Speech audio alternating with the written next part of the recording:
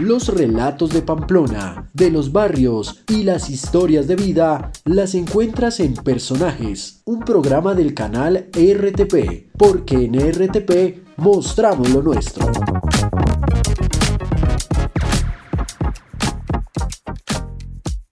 ¿Qué tal? Muy buenas tardes, bienvenidos a este espacio de Personajes, resaltando el trabajo y también reconociendo esos procesos que se adelantan en Pamplona por personas que de una u otra forma le han aportado positivamente a la ciudad. Hoy con el artista y docente además, Israel Hernández, quien nos va a hablar de su trabajo y su proceso aquí en la ciudad de Pamplona en pro de la cultura y el arte. Israel, pues bienvenido a este espacio, un placer tenerlo acá en el canal RTP. Gracias por la invitación a RTP. De venir y hablar sobre los procesos culturales y académicos que llevo aquí en Pamplona. Bueno, Israel, pues antes de entrar ya en materia con todos estos procesos, contémosle a la gente quién es Israel, a qué se dedica. Ya. Israel Hernández Fandiño es maestro en artes plásticas, egresado de la Academia Superior de Artes de Bogotá. Y hace 7 años y medio estoy aquí en Pamplona ejerciendo como docente universitario y haciendo obra, haciendo gestión cultural y exponiendo mi trabajo. La experiencia en todo este proceso, digamos, desde que empieza a incentivarse por el tema del arte. La experiencia desde, no, pues suena cliché, pero casi siempre es desde temprana edad, que uno encuentra como algunos aliados, algunas técnicas que son amables con el discurso que uno quiere proyectar como persona, ¿no? En la adolescencia, pues experimentar un poco lo que fue la danza, la música, experimentando todo lo que era arte, tanto en el colegio y después en la universidad, que ya cuando decido ser artista plástico. Antes de eso tuve estudios en el SENA, estudios técnicos en fotografía, en fotomecánica, que era en artes gráficas, y eso me dio la oportunidad de conocer más el mundo de la imagen, la reproducción de ella misma. Siempre estuve enfocado en ser un artista, en llevar como esa pasión por resaltar todo lo abstracto. Ser artista es una forma de vida, pero no es ser artista.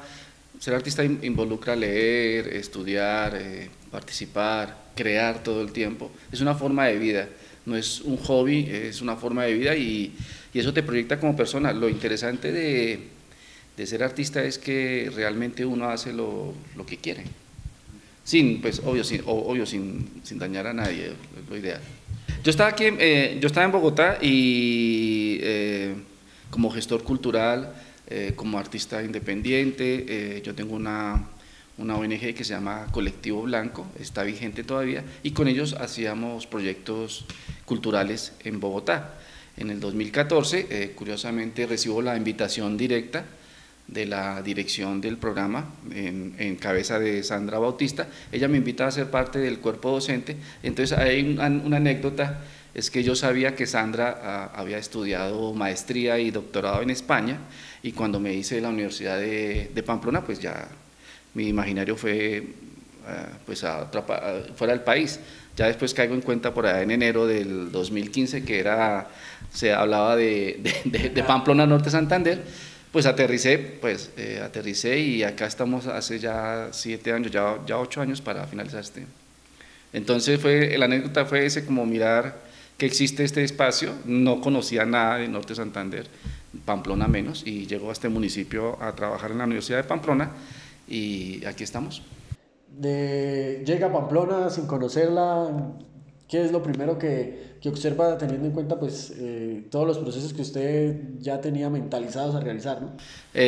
Bueno, el espacio físico, cuando yo llego están recién inaugurando el parque, entonces me pareció un parque muy frío, es decir, poco amable, muy frío o muy caluroso al mediodía por las placas que colocaron, que genera mucha calor, pero uno como turista empieza a mirar, es como el patrimonio, ¿no?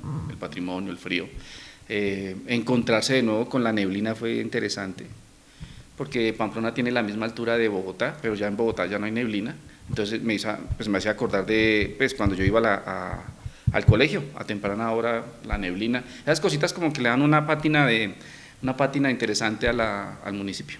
Para sentirse en casa. Sí, claro, exacto, y también yo pensé en Norte Santander, estaba pensando más como en Bucaramanga, sí, tierra más cálida, y vea, y me acoge el frío otra vez, que es idéntico al de Bogotá. Aquí se registran 3 grados menos, y pues es lo mismo, es lo mismo.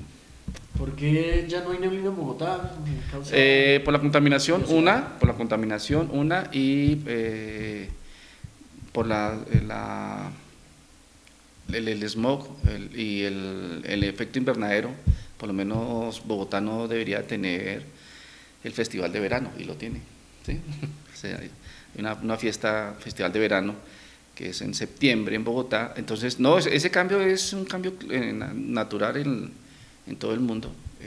Obvio que es la contaminación la que está dañando los climas. Este clima se mantiene frío, y la neblina, me imagino yo por el páramo, ¿no? Que estamos cerca del páramo. Sí, pero está bien, y porque zona las montañas, es que la parte más bonita de Pamplona es el marco, las montañas, ¿sí? Es así igual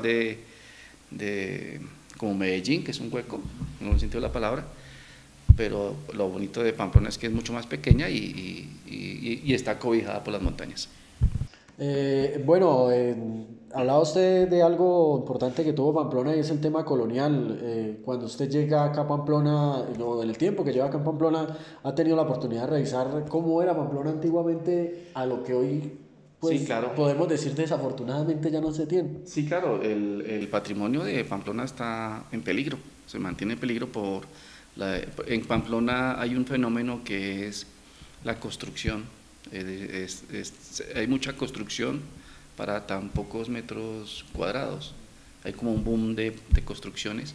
Dos, como se sabe, Pamplona vive del arriendo y de la comida de los muchachos. Entonces los dueños de los inmuebles les importa muy poco el patrimonio, tumban, y lo que hacen es más habitaciones para los muchachos, en la mayoría de los casos. Pamplona no tiene una economía, es decir, no tiene muchas industrias. En Pamplona no hay muchas industrias. Entonces, esa economía, entre comillas, informal que da la universidad, que aporta la universidad con los estudiantes, genera ese tipo de cambios en el uso de las casas patrimoniales. Hace poco tumbaron una casa frente de la Casa Águeda, ya se está perdiendo el patrimonio, escasamente queda como parte del centro del parque, pero eso tiene que ver mucho ya con las autoridades, con la curaduría urbana y con el interés de que se mantenga lo patrimonial, ¿no? ¿Qué es el patrimonio? Pues los bienes muebles e inmuebles.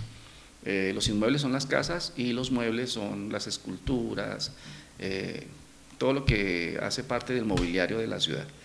Cuando yo encontré el nuevo parque, no encontré por ningún lado la reseña del parque anterior. Y después supe que las bancas en concreto y los faroles que son en concreto se los llevaban para otro municipio cercano. Hubiese sido interesante tener ahí en alguna parte, zona verde del parque, parte de la memoria del parque anterior. Eso genera patrimonio porque hay un espacio vivo que tiene una muestra física real de lo que era antes. Lo mismo cuando la calle Real, cuando yo llegué acá se identificaba mucho por los faroles. Sí. Por los faroles. Cambiamos de luz amarilla a luz blanca, LED, y se fue con todo y faroles. Entonces, esos son pequeños detalles que lo que son la arquitectura y los paisajistas y la curaduría urbana no tienen en cuenta al momento del cambio. El cambio es válido, pero teniendo en cuenta esas cosas, sí, que hacen leer el espacio. Y en otros años también en la Plazuela Almeida pues era diferente. No sé si ha tenido la oportunidad de revisar algunos archivos de la Plazuela Almeida. Sí, cuando estaban los teatros, sí, exacto, claro. Era un poquito más. Pero es curioso el mapa, desde arriba, de Pamplona, hay dos avenidas que se unen en lo que es el obelisco, ¿sí? Y ahí no hay propiamente es el mismo planteamiento que tiene Washington y Buenos Aires, que son ciudades que están con dos líneas, ¿sí? Y finaliza en un obelisco, ¿sí? Es interesante ese planteamiento. Ese planteamiento es arquitectónico y son de ciudades grandes. pues nosotros somos, digo yo, somos un municipio que sueña con eso, con ser una ciudad. Sí, así es. Bueno, empecemos hablando de su proceso en el tema del arte, la cultura, el inicio de sus obras. Ok, yo arranco aquí docente de tiempo completo en el 2015, duró un año en esa modalidad, pero me dedico ya de una vez, hago contacto con el Museo Ramírez Villamizar con la intención de exponer mis obras. Entonces en el 2016 me encuentro con un proceso que había sido abandonado, lo retomo y se llama Otros Mundos Posibles. Es una exposición de artistas de Pamplona, es un proyecto que estaba haciendo en el 2016 el Museo de Arte Moderno Ramírez Villamizar, y terminó yo haciendo la curaduría y el montaje de la exposición con más de 10 expositores.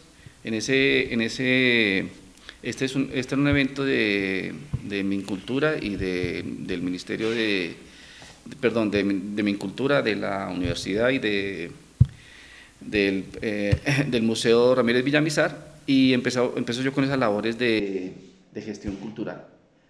¿Ya Pues, traía sus obras, obviamente, antes planteadas en Bogotá, en otras no, partes? no. En ese proceso yo termino el 2015, yo sigo siendo docente, pero trabajo un año completo. En el 2016 ya monto esta exposición, que es producto de unos talleres.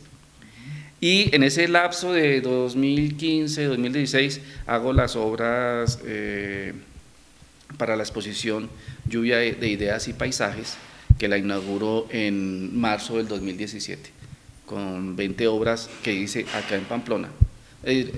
Para mí la intención es clara, es no dejar de hacer arte. Cuando un artista se dedica a la docencia y deja de hacer arte, pues algo está fallando. Porque lo mejor que uno, en el buen sentido de la palabra, lo mejor que uno puede tener es ser un ejemplo. Entonces los estudiantes siempre preguntan, ¿y usted qué hace? Y lo mejor es, mire, y que vean también de golpe en las obras, que es lo que uno más evita, que vean también los errores, el proceso, que aprendan de lo que uno expone. Por eso en todas las academias casi siempre se invita a que los artistas, los docentes, sean artistas vivos, que estén vivos artísticamente hablando. Entonces, en Lluvia de Ideas y Paisajes es una exposición que hago en marzo del 2017, y con ella yo hago ensambles y pinturas y dibujos, y los expongo durante esa temporada. Israel, antes de continuar Señor. con esas exposiciones, recuerdo que, pues para conocerlo, tenía un proceso muy interesante con niños, ¿no? Sí, exacto. ¿Qué tal esa experiencia? Bien, yo siempre, yo venía en el 2012, venía de trabajar en el Teatro del Parque en Bogotá, sí, con el Ministerio de Cultura, Recreación y Deporte. Y el Teatro del Parque en Bogotá es un edificio espectacular que queda en la parte de arriba de los cerros del Parque Nacional, en la parte de atrás, casi llegando a la Circunvalar, y ahí encontrábamos, todos los días nos encontrábamos dictando talleres para niños y los talleres del fin de semana. Entonces, venir acá a trabajar con niños, uno como docente, uno aprende mucho trabajando con niños, porque ellos le enseñan a uno que enseñar tiene que ser divertido en el sentido de la palabra. Si ellos lo ven a uno malhumorado, muy serio, entonces como que ya, se perdió el contacto, y de hecho que si usted no tiene, no es propiamente la queja de la mayoría de los docentes de ahora, que se quejan porque los estudiantes cada vez piden más recreacionistas y menos docentes. No es volverse recreacionista, pero sí es tener la empatía con ellos, porque ellos son mucho más creativos que uno, y curiosos, y coartar eso ellos les enseñan mucho a uno a divertirse. No, trabajar aquí con niños, bien, me parece que hace falta que la población en general de Pamplona conozca las bondades que le puede ofrecer en ese momento el Museo de Arte Ramírez Villamizar, que se acerquen al museo, y que participen, o que formemos equipos de trabajo en torno al museo, porque ese espacio es ideal para que los niños encuentren el arte y encuentren afinidad con sus destrezas motrices y visuales. ¿Qué resalta de ese proceso con los niños en los niños? Teniendo en cuenta que pues a veces, digamos que en la sociedad actual, familias separadas, problemas Sí. en la casa. Sí, es delicado porque los niños, mal que bien, ellos lo que hacen es dibujan, construyen sus imaginarios. Y cuando construyen esos imaginarios, si uno no lo sabe leer, se puede encontrar con que el niño tiene problemas y uno ni se da cuenta. Se puede encontrar de que el niño tiene falencias, tampoco uno se da cuenta, o todo lo contrario, que el niño tiene, tiene un potencial creativo enorme que los mismos papás no lo, no lo potencializan porque se tiene la creencia de que solamente hay dos o tres tipos de inteligencia que van ligadas con las matemáticas o con las ciencias en general y quitan el resto de inteligencias que son motrices, visuales, auditivas, ¿sí? Hasta deportivas. Entonces los papás, el mismo sistema educativo hace que el papá piense que el hijo tiene problemas de adaptabilidad si le gusta dibujar todo el tiempo. Entonces hay un problema social intrínseco ahí, pero la experiencia es válida y lo ideal sería que si bien estos talleres para los niños es como un despertar, los talleres que dicte la universidad, sería lo ideal que la universidad dictara talleres preuniversitarios para los que quieren ser artistas visuales. ¿Ha sido su aliado el Museo Ramírez Villamizar? Sí, ha sido una relación interesante porque yo llegué buscando un espacio para exponer y encontré un gran amigo. En ese momento estaba el director, Juan Manuel, y después hice la transición con Ricardo Jiménez. Y sí, es que cuando uno llega a proponer, a solucionar también algunos problemas que en su momento se dieron, pues claro, es que uno llega a trabajar y a crear, y ese espacio es ideal. En la parte de atrás, los que conocen el museo, hay un lugar donde hay una pequeña bodega que era había ahí un taller de grabado. Inicialmente eso iba a ser un taller de grabado, ahorita es una bodega, pero cuando trabajamos con Ricardo, encontramos en ese espacio otra vez el taller. Desocupamos, adecuamos y trabajamos ese espacio académico. Más cuando los museos deberían de tener o tienen de entre sus líneas misionales el patrimonio, la formación de público y la formación de público. En esa formación de público entran los talleres, en la formación de público las exposiciones y todo lo patrimonio, pues salvaguardar toda la obra del maestro Ramírez Villamizar. En lo de patrimonio, museos y demás, ¿cómo ha visto usted la situación acá en Pamplona? Porque, bueno, hay varios museos que no reciben realmente ningún apoyo. Sí, es verdad. Melgar es un municipio que tiene por metro cuadrado, en Latinoamérica le gana a Miami, tiene más metros cuadrados de piscina. En Colombia es el municipio que tiene más metros cuadrados de piscina. Melgar. Se van de vacaciones. Sí. Traigo ese ejemplo porque Pamplona es de los municipios que tiene más museos por metro cuadrado. Aquí hay como 5 museos o espacios de galería, ¿sí? Hay museos, hay una red de museos, lo que pasa es que no hay, lamentablemente no hay una política pública que haga que esos museos trabajen en pro de sus misiones y es por obvias razones, es por la poca inversión tanto del municipio como del Ministerio de Cultura. Eso es claro. Entonces los museos o los espacios aquí por lo menos hace falta mucho una galería o un espacio de exposición de todos los proyectos de los egresados del programa, pero eso en cierta forma lo cubre un poco Casa Águeda y las salas del museo. Sí, faltan políticas públicas, claro que sí, faltan políticas públicas. Uno revisa el presupuesto en cultura de Pamplona y mucho del presupuesto se va en fiestas religiosas. También es válido, pero las fiestas religiosas hacen parte de una lista, no propiamente interminable, de lo que se considera patrimonio. La religión, las fiestas religiosas es una parte de todo lo que puede ser patrimonio. Aquí puede haber patrimonio el río. Pocos municipios cuentan con un río tan bien ubicado. Y tan mal cuidado. Y tan mal cuidado, exacto. Eso hace parte de ese eje que es el río, también va a ser parte del patrimonio y del turismo ecológico. Pero bueno, eso ya es otro tema. Bueno, Israel, sigamos hablando de esas obras que se ha venido representando. Para no repetir de sala, entonces en el 2018, en junio del 2018, hago otra exposición que repite de nombre. El anterior era Lluvia de Ideas y Paisajes, y este se llama Paisajes Fragmentados.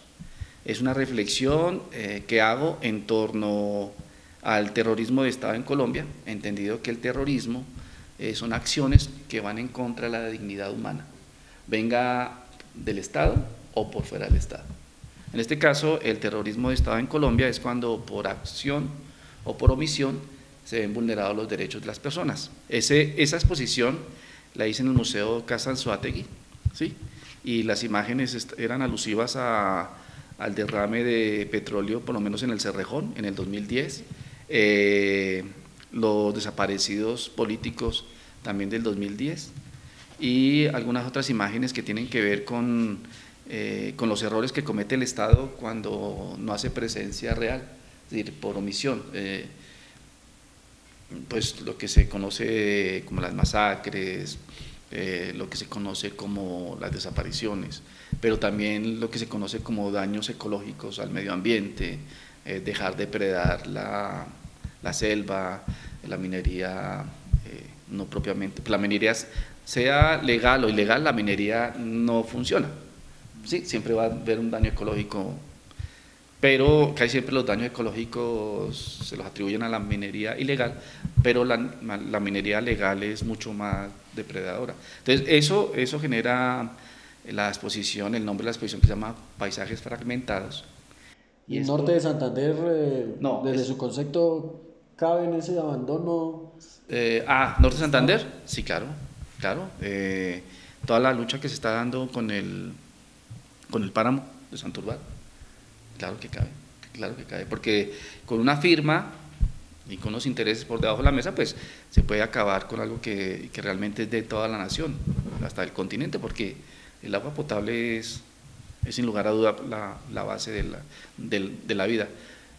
Todo el territorio colombiano está en esa lista, pues porque nosotros somos una nación en construcción, que 500 años eso no es nada en la historia de un país.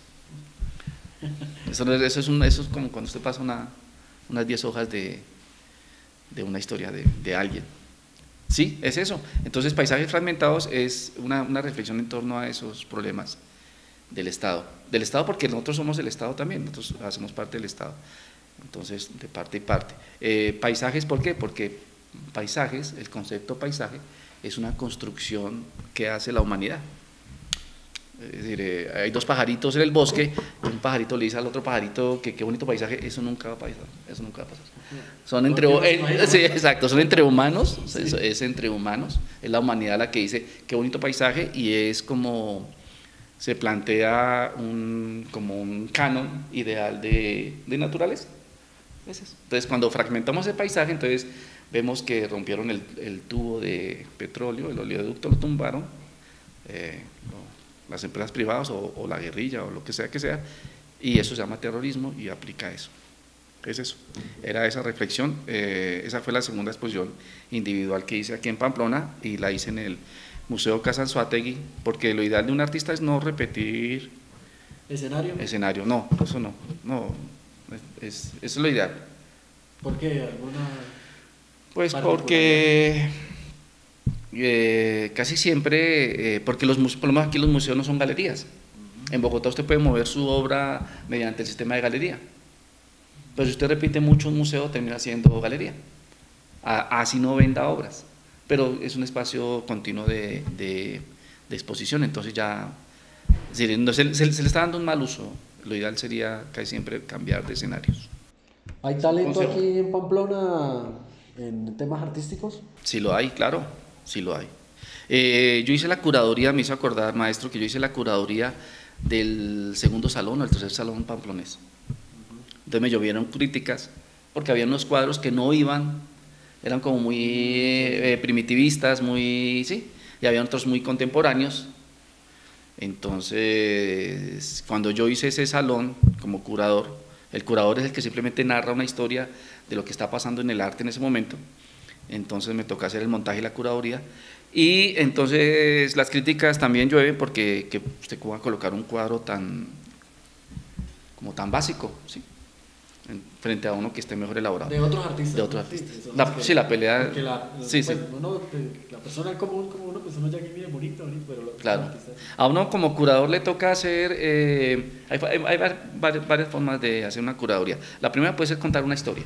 Entonces usted cuenta la historia y escoge las imágenes como si fuera un álbum familiar. La segunda es por la técnica, entonces va desde las técnicas más básicas, puede ser dibujo, hasta las técnicas más complejas, que puede ser un video instalación, lo que sea, pasando por el óleo, la acuarela y demás.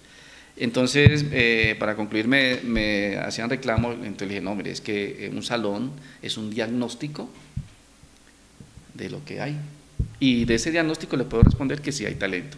En Pamplona sí hay talento, claro, hay talento, como todo en los procesos. Es un proceso muy parecido a lo que puede ser, como le dijera yo, en el 2003 en Bogotá, yo inauguré, desde el 98 venía trabajándolo, 1998 venía trabajando el Salón Local de Artistas en Bogotá, en una localidad. Bogotá tiene 20 localidades, haga de cuenta que son 20 Pamplonas. Yo estaba trabajando en una de ellas como gestor y logramos la inauguración del Salón Arte al Paso, y pasó lo mismo.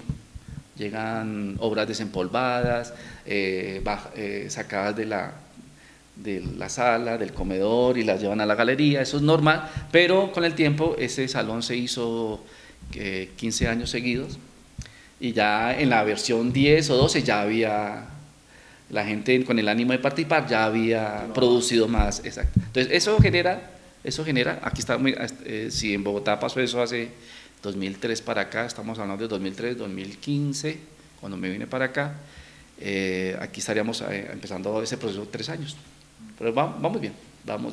¿Se volverá a realizar el encuentro? Eso depende de la contratación del museo y del Ministerio de Cultura, como propuesta del museo y como propuesta de la comunidad de artistas. ¿No piensa que al artista, pues bueno, sí, obviamente el público lo juzga, bueno o malo, pero dentro de ese grupo los mismos artistas también se van definiendo, ¿no? Sí, se dan duro. Se dan duro porque no deja de ser una competencia, si estemos en sano juicio, y no deja de ser una competencia. A veces se toman cosas muy personales, pero no, es una competencia. Es bonito que coloquen la obra y la pongan a dialogar con otros discursos, como en la primera exposición que hice, con otros mundos posibles, donde cada artista coloca en la palestra, coloca su discurso. Hay una cosa que es preocupante, que es, o no pues, es de anotar, es a veces quienes programaron o proyectaron el programa de artes visuales en Pamplona, hablan sobre el arte de provincia. Entonces, darle esa categoría a un espacio de creación es nefasto, porque el arte es universal.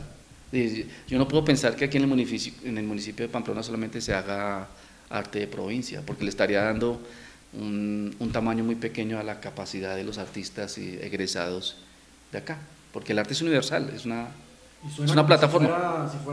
Si solamente la oportunidad estuviera para los de la provincia, ¿no? Provincia, sí, y genera procesos casi de carácter artesanal, sin demeritar la artesanía, claro.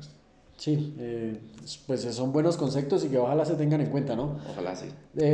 Continuamos hablando de esas obras. Bueno, parte de mi gestión la logré hacer con la empresa privada local y la de afuera. Aquí hay una marca de productos para artistas. Logramos traer como la filial de esos productos e hicimos unos encuentros, unos talleres de exposición de ilustración gráfica. En el 2020, antes de la pandemia, se hicieron 2 talleres, y empezando este semestre se hizo un tercero. Yo no estuve ahí, pero ya van 3 semestres con talleres. Traen talleristas, los llevan a la facultad a los talleres de la facultad y participan más de 100 estudiantes. Hay un ejercicio de el patrocinador, que es una tienda local de productos, el producto como tal, y el concurso que se genera con los estudiantes para hacer la mejor acuarela en tiempo récord. Entonces es interesante que ellos entiendan que una obra de arte va también ligada con la calidad de los productos. Sí. Y una acuarela expresa muchísimo, ¿no? O sea, Sí, digamos que es la no es oportunidad fácil. para que el artista, o en este caso los jóvenes, expresen todo lo que sienten, ¿no? Me imagino que se encuentran con cosas No que es fácil. quizás La acuarela problemas no, y más. la acuarela es decir, se supone, está mal entendida, porque se plantea como si fuera una técnica menor, como si fuera un hijo entre la pintura y el dibujo, pero la acuarela es es el manejo del color, las transparencias. Si usted sabe hacer acuarelas, aprende a hacer veladuras después en óleo. Entonces, pues entre todo ese proceso que yo he hecho en la universidad, por lo menos he dictado teoría del color, semiótica, propedéutica del arte, gestión cultural, didácticas del arte 1 y 2, entre otros. Esas son las teóricas. Estéticas premodernas, historia del arte de la modernidad, y eso por lo menos volver otra vez a dictar teóricas, uno tiene que volver a estudiar. Por eso es bonita la docencia. Y en los talleres pues he dictado dibujo de la luz, dibujo básico, taller básico que tiene que ver con diseño, talleres de acuarela, de pintura.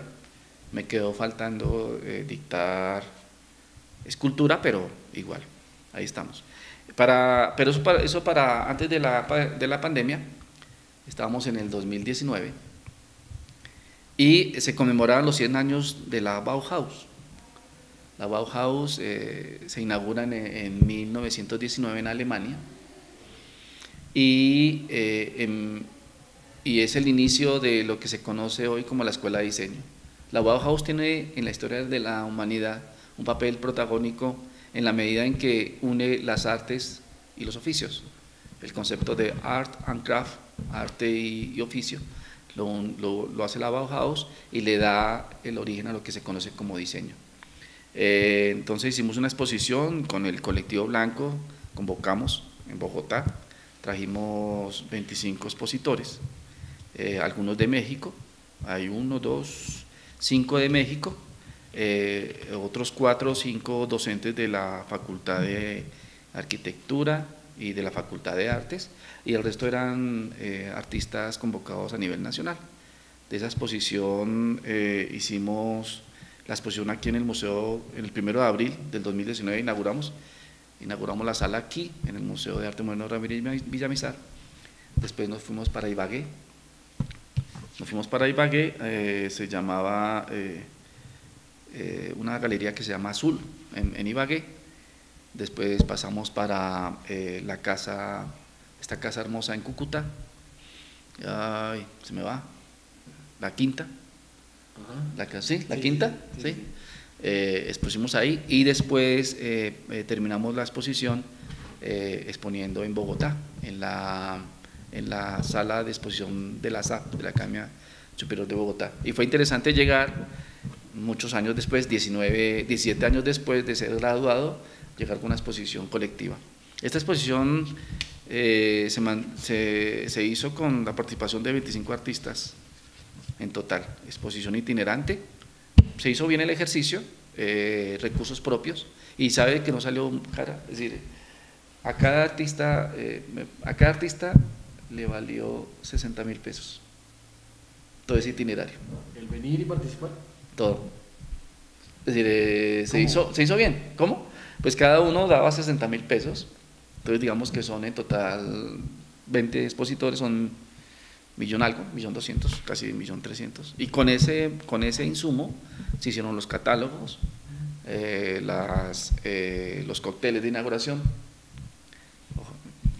que siempre haya vino, ojalá, y las invitaciones, los catálogos, el montaje, el trasteo, ¿sí?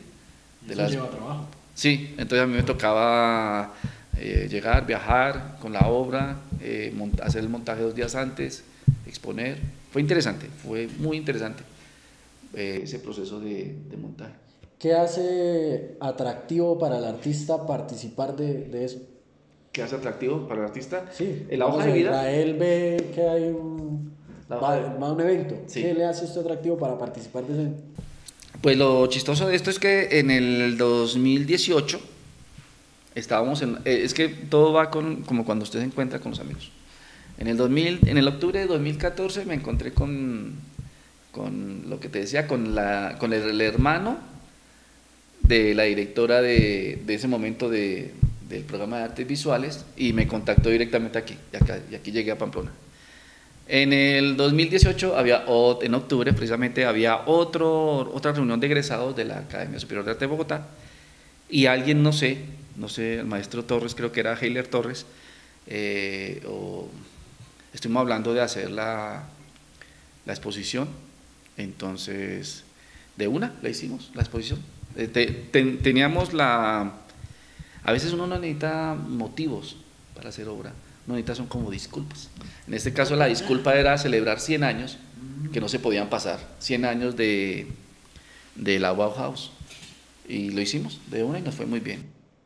¿Y el artista internacional también hace parte del grupo de amigos, el amigo? Sí, con el maestro Hernán Grajales, con él yo lo conocí cuando hice el primer salón que le comentaba del 2003, con recursos del Estado en ese entonces, del Estado de Bogotá, de la alcaldía local de Bogotá, de Kennedy, hicimos una muestra internacional.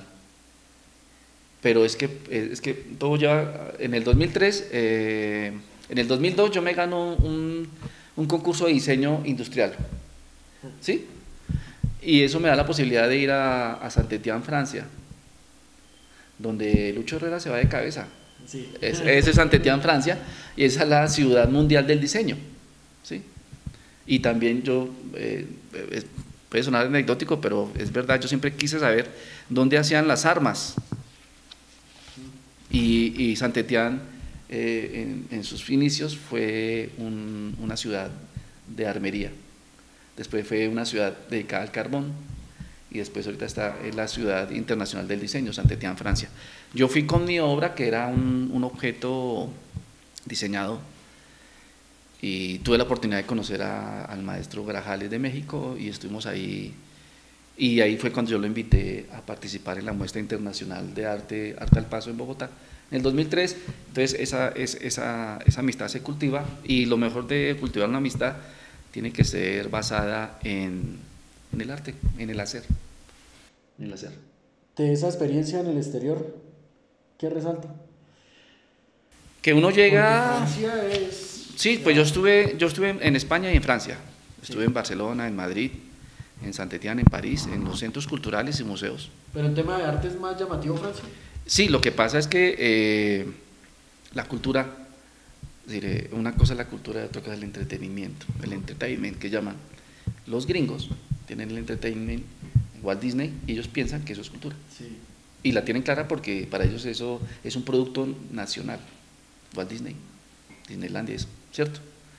Europa recoge gran parte de su plata, la recoge mediante el patrimonio.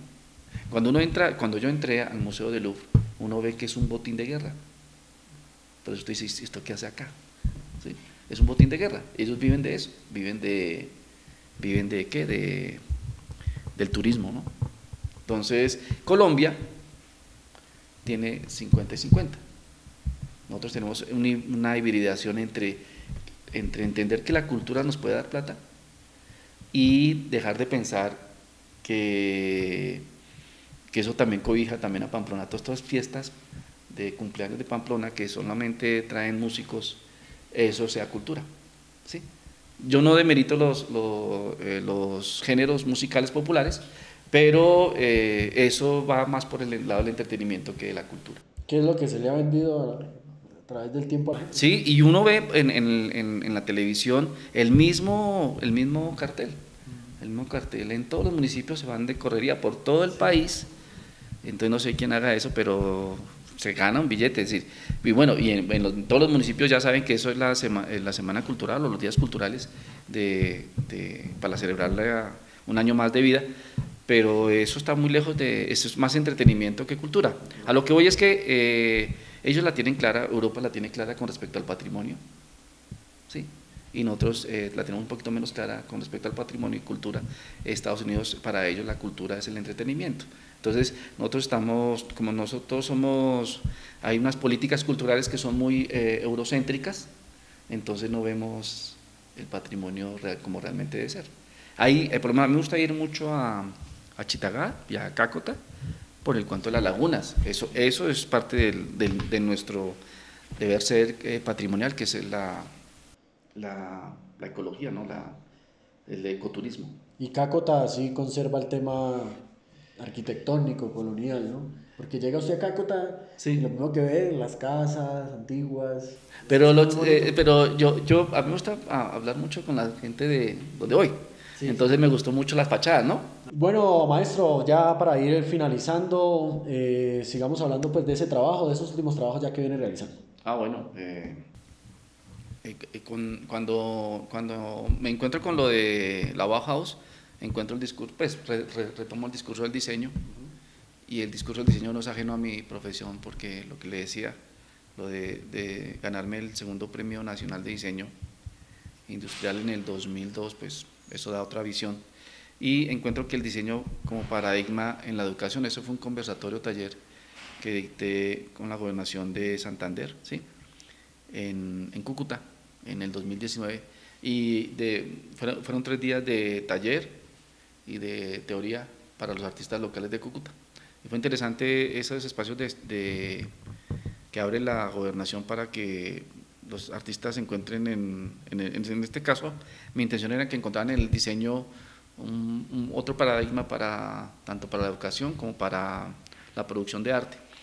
Y eso me da el insumo para avanzar en mi maestría en educación. Yo como voy de salida de Pamplona, en la parte académica, mi tesis tiene que ver con eso, la relación intrínseca entre el diseño y el arte visual.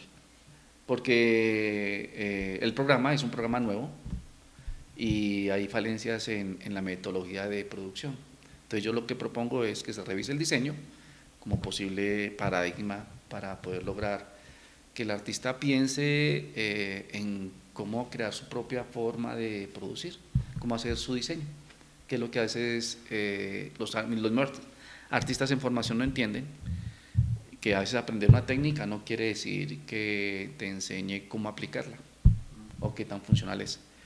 Y ya, pues yo participo donde me invitan. En el 2012 tuvimos la oportunidad de ganar también un concurso de mural en Chitagá. Entonces ya en Cácota fue un taller de cerámica con los estudiantes y reconocer el territorio por lo de gestión cultural, y aparecían estas anécdotas de dónde salen las plaquitas y las placas de cada casa. Y en Chitagá sí fue una invitación directa de la alcaldía, un concurso que lo ganamos en el 2012, un concurso de muralismo, que ahora está muy en boga el muralismo, y que tiene que ver, y va a estar más en boga ahorita con lo que plantea Marta Ariza con respecto a la explosión cultural en Colombia. Para que haya una paz total, para que se reconstruya la memoria, el papel del arte va a ser fundamental, pues porque es la única forma como las personas hacen catarsis, como que sanan sus heridas, se expresan, se visibilizan como víctimas, hay cierta reparación social, y en eso el muralismo tiene que ver mucho, mucho, mucho, más cuando si se quiere hacer una universidad en el Catatumbo, eso va a ser, hasta ahorita estamos empezando, y en este papel el arte visual y el arte en todas sus manifestaciones va a ser muy importante. Y esa es la invitación para que las poblaciones, la gente que vean el arte un aliado para poder construir un imaginario más colectivo y más en torno a más humanizado, ¿no? De hecho, nosotros estamos hablando o yo le explicaba a algunos docentes de la universidad que el oficio del docente también debería ser como más humanizado, es decir, que no le sigan pagando a uno por horas, porque uno termina ganando el mínimo, no por el mínimo en sí, sino las condiciones no dan para que usted mantenga un perfil docente alto, mantenga un perfil profesional como artista, porque hacer obra es costoso. Un proceso, ¿no? Sí, exacto. Exacto. Entonces, en el momento en que a los docentes de todas las áreas, los docentes universitarios, a los médicos, a la persona que limpia la calle, se les dé lo que realmente merecemos, ahí aparece como la equidad y el cambio, que es lo que se necesita, ¿no? Es algo así, es algo muy sencillo, ¿no? Es decir, no quiero terminar hablando de política, pero el arte